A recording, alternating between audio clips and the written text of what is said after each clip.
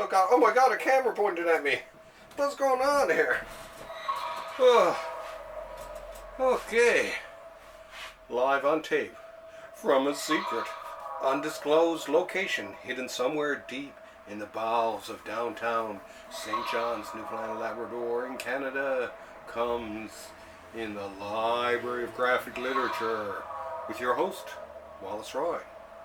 And yes, we're just about 45 miles or whatever east of Dildo, Newfoundland. For any of you who are Jimmy Kimmel fans and been following his quest and exploration of the good town, of course you can imagine why it gets such attention. Oh, time to get the slippers off. I was oh,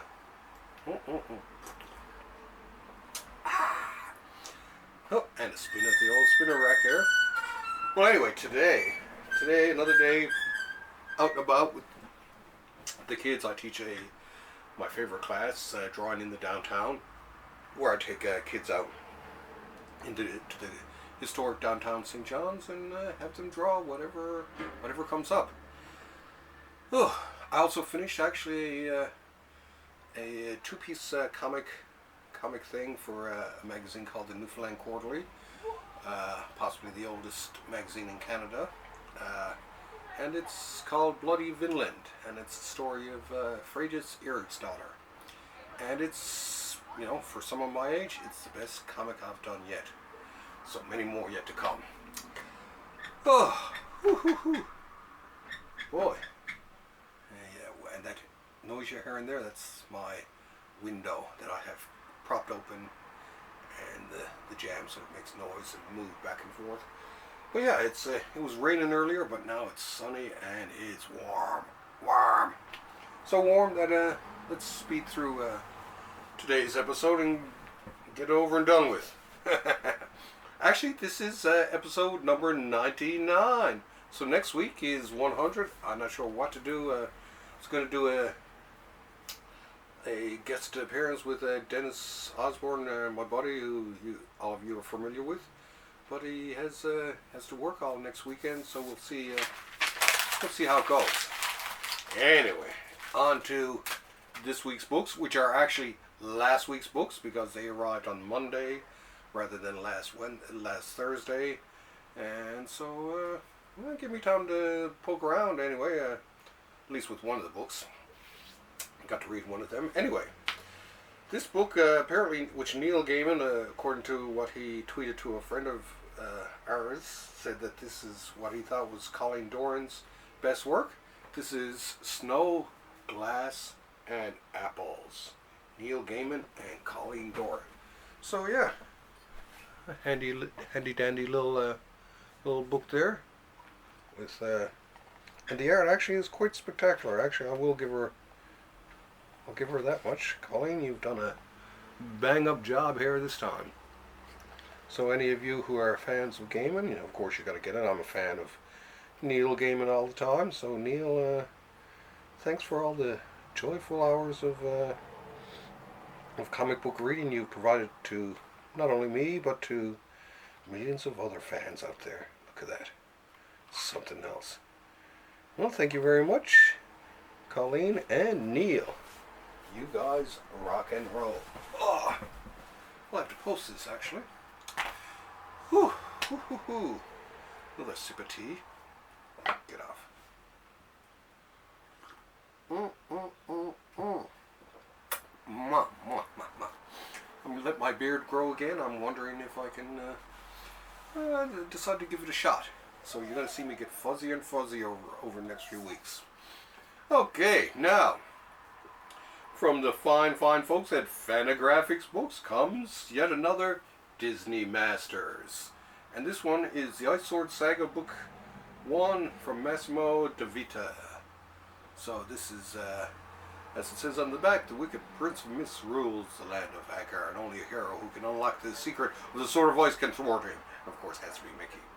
But, yeah, I was turned on to Mickey and a lot of the foreign Mickey stuff and Duck stuff by my good buddy Sam Johnson, and No, I'm collecting. He only collects the ones that he likes, but I'm out there collecting every single one because I just can't help myself. So this looks like another cool little book from the masters at Disney. This is, of course, a European one, Massimo De Vito, and he usually got a nice little. Oh, yeah. But yeah. Anyway. This is, oh, and here's some more. But yeah, anyway, love the Disney Masters. So any of you Disney fans out there, or fans of anthropomorphized characters and all that, any funny animal fans out there like me, dig it. But yeah, I like this guy's style. Actually, it's a distinct style I noticed too between the North American Disney artists and the European Disney artists, although some do cross over. But I kind of like this style, actually.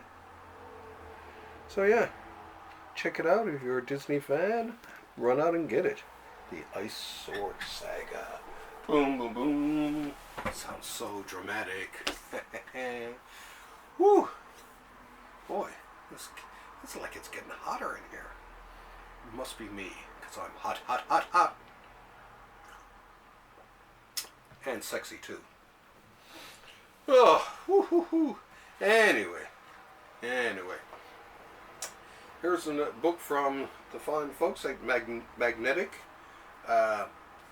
This is from, actually there's a few. Let me zip ahead to get, written by Jean-David Morvan and Séverine Trefouillet, illustrated by David Evard, and colored by Walter, whoever Walter is. Anyway, this is Irena, Book 1, Wartime Ghetto. And I've read, as you can see, last night I actually read almost half the book. That's one reason sometimes I like having a few days between when I get the books and when I do the videos now. Because before I was doing the videos the same day I got them. At least now I get time to sort of ruminate and look over them, and in some cases read a bit of them. And this one, I have to say, is absolutely stunning. It's like a cross between Charlie Brown and Mouse. So it has a very deceptive style to it, almost, like I say, almost Peanuts-esque, or even a Calvin and Hobbesy type of style to it. But the subject matter is anything but childlike. I mean, even some of the one shot in here that's absolutely stunning. The opening shot of as Irena is coming into the ghetto, and this is just absolutely stunning. I mean, there's a bit of fun.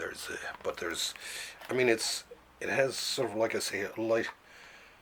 Well, I guess a bit of a light feel, I guess, if anything involving the Holocaust can, but it just gets sort of sadder and more intense as it goes along.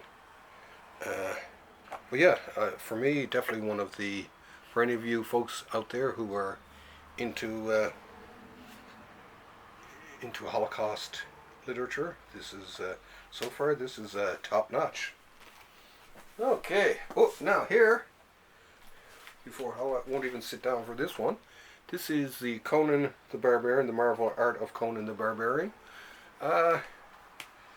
It's not too bad. It has, of course, like different art from the different artists over a period of time. I was expecting, say, a few more posters and that type of stuff in it, so it's not as intense as I thought it was going to be, but still, it's kind of fun. But I mean, I'm much more of a fan of the Barry Windsor Smith stuff, so yeah, not too bad. Oh, now. Oh, damn, it's hot. Some more tea. Try to cool myself down. And what do we have next?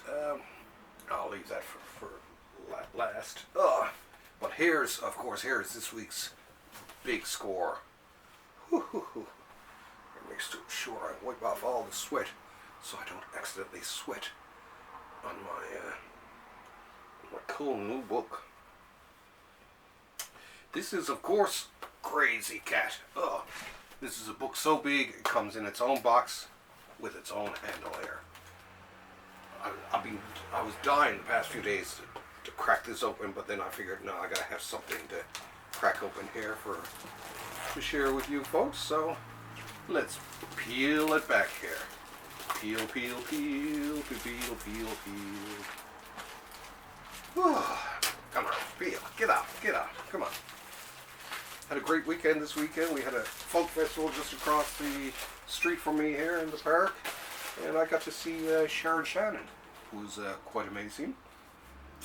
And did a great number. So, Crazy Cat, this is the complete Sunday, Color Sundays, from 35 to 44, from George Harriman.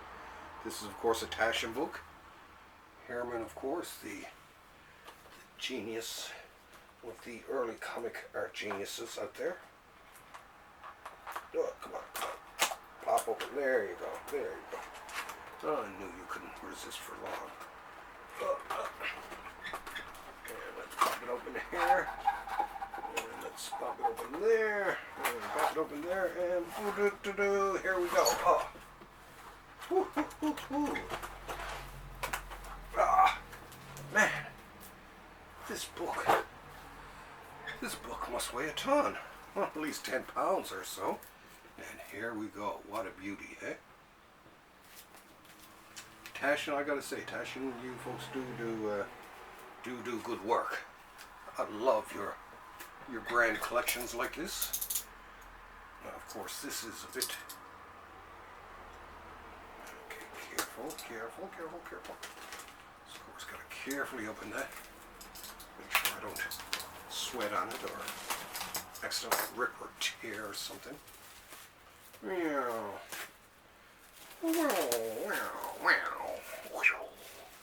And off comes the wrapping. Oh, let's have another sip of tea before we get into this.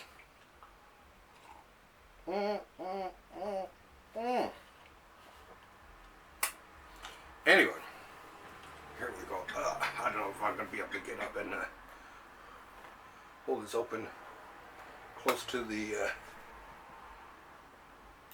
camera, but I can do it from where I am here. It's just something about Crazy Cat. I like the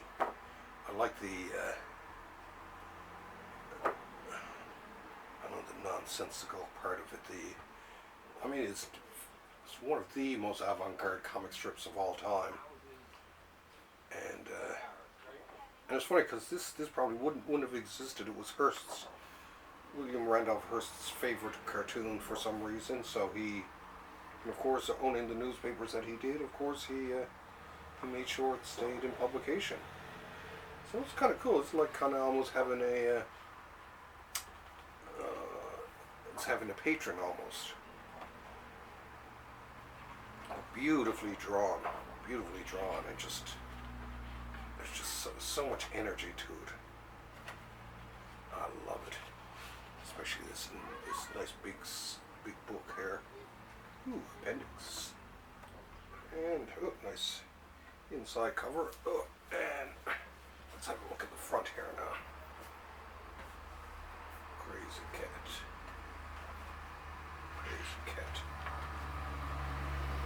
Harriman, Creole, I think it was. But yeah. New Orleans, Louisiana. August 22nd, 1880. Oh yeah. Look at that. I love these essays too. I love a little bit of information on the people involved. There's a little bit of history thrown in here.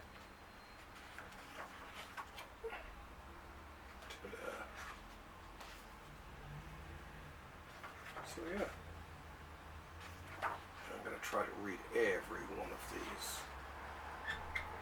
Of course, I'm going to make sure I read the entire, all the strips themselves. Yeah, Crazy cat. Oh, it's just so crazy. Naughty Pete. There's one I'd like to see a collection of. Anyway, Herman definitely the thinking man's cartoonist, I think. But yeah, there's just something beautiful about his drawing that I love. I don't know what it is. Jesus, it is quite the introduction to it, isn't it? Oh, look at this. That's almost like a whole book before it even gets into the art. But yeah, the art, there's something about the palette too. The palette is just so southwestern. Something very, very cool about it. Come on, don't tell me that you're not loving it already. And you're not wanting it. Oh my God, this thing weighs a ton. Not a ton, but this thing weighs several pounds. Ugh. I think I'll probably weigh it at some point or another. Whew, whew, whew, whew. Oh my God. Okay.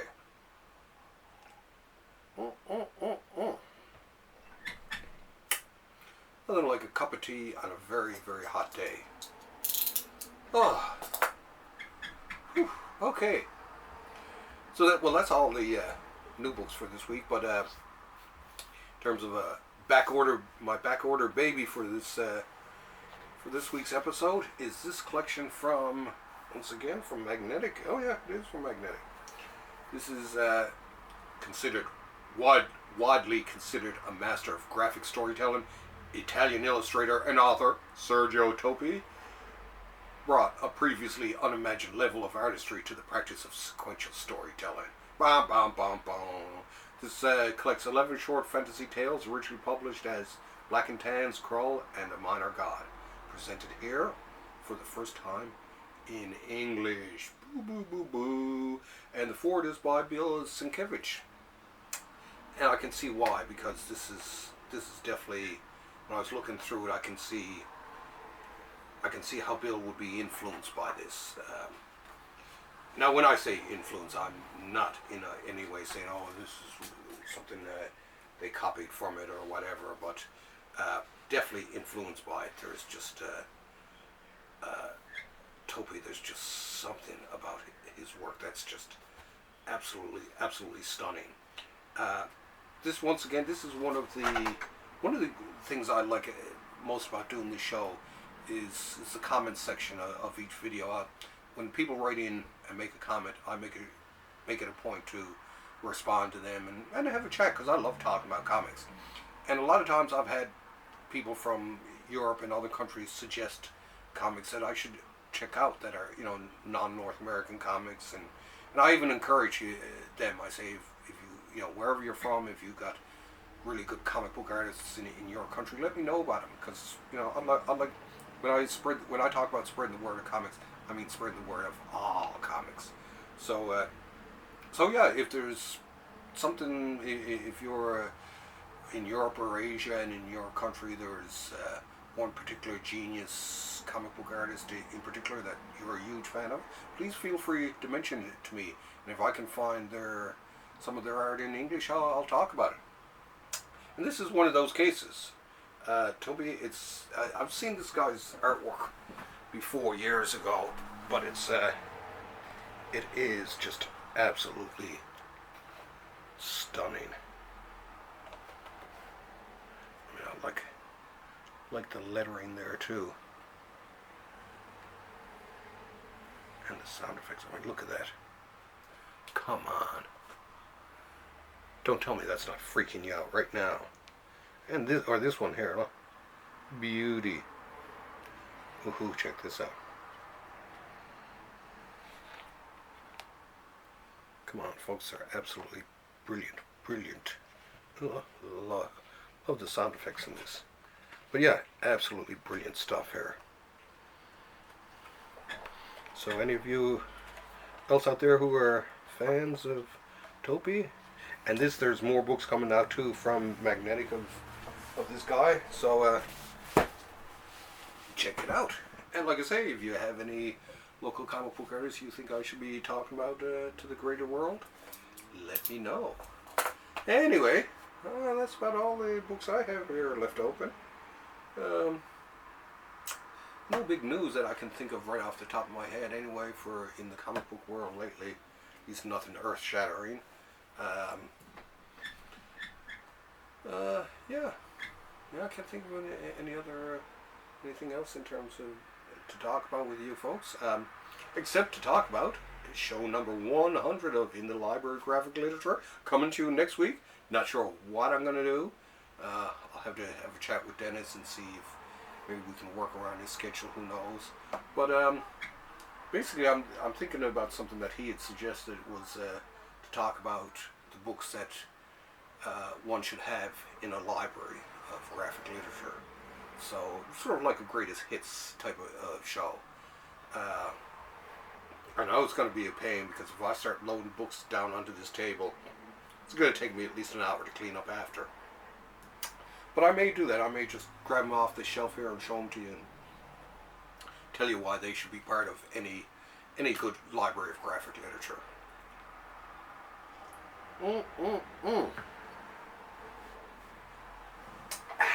That being said, let me reach over here. And once again, I shall summon a boom tube and whisk me away out of here.